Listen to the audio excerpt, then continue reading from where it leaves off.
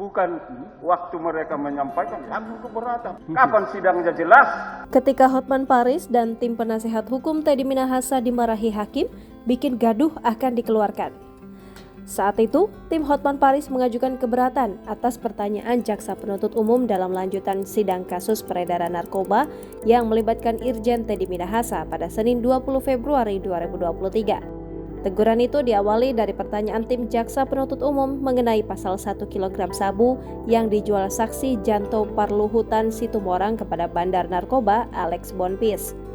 Saat itu, tim Hotman Paris mengajukan keberatan atas pertanyaan JPU yang dianggap mengarahkan Janto untuk mengakui bahwa sabu tersebut berasal dari Irjen Pol Teddy Minahasa. Atas keberatan itu, majelis hakim memberikan teguran agar tim penasihat hukum mengajukan keberatan pada gilirannya.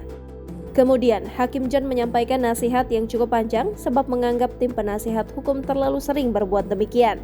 Sebagai Hakim Ketua, John Sarman menasihati bahwa persidangan merupakan tempat luhur yang tak semestinya dipenuhi keributan saat dalam persidangan di Pengadilan Negeri Jakarta Barat, Senin 20 Februari 2023. John Sarman pun menganggap apa yang diperbuat Hotman Paris dan timnya tidak mencerminkan keluhuran itu. Sebaliknya, Hakim John menilai tingkah demikian merupakan perbuatan kampungan. Kayak di kampung, di warung. Ini tempat terhormat dan luhur. Dalam kesempatan itu, John Sarman juga mengingatkan kitab Undang-Undang Hukum Acara Pidana yang harus dijadikan pedoman dalam bersidang. Dia mengutip pasal 218 ayat 1 KUHP yang berbunyi, dalam ruang sidang, siapapun wajib menunjukkan sikap hormat pada pengadilan. Kemudian dia mengingatkan bahwa majelis hakim berwenang mengeluarkan peserta sidang yang membuat kegaduhan. Sebagai informasi dalam kasus ini, Irjen Pol Teddy Minahasa telah didakwa menjual narkotika jenis sabu. Dikutip dari Tribun News, sabu tersebut merupakan barang bukti dari pengungkapan kasus narkoba oleh Polres Bukit Tinggi dengan berat kotor 41,3 kg. Dalam dakwaan kasus ini terungkap bahwa Teddy Minahasa 2 kali meminta AKBP Dodi Prawira Negara sebagai Kapolres Bukit Tinggi untuk menyisihkan sebagian barang bukti sabu. Upaya terakhir dilakukan Teddy pada 20 Mei 2022 saat dia dan Dodi menghadiri acara jamuan makan malam di Hotel Santika Bukit Tinggi.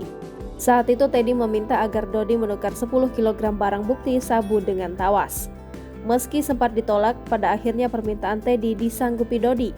Pada akhirnya ada 5 kg sabu yang ditukar tawas oleh Dodi. Kemudian Teddy Minahasa sempat meminta dicarikan lawan saat hendak menjual barang bukti narkotika berupa sabu. Permintaan itu disampaikan kepada Linda Puji Astuti alias Anita Cepu sebagai bandar narkoba. Dari komunikasi itu diperoleh kesepakatan bahwa transaksi sabu akan dilakukan di Jakarta. Kemudian Teddy meminta mantan Kapolres Bukit Tinggi AKBP Dodi Prawira Negara untuk bertransaksi dengan Linda.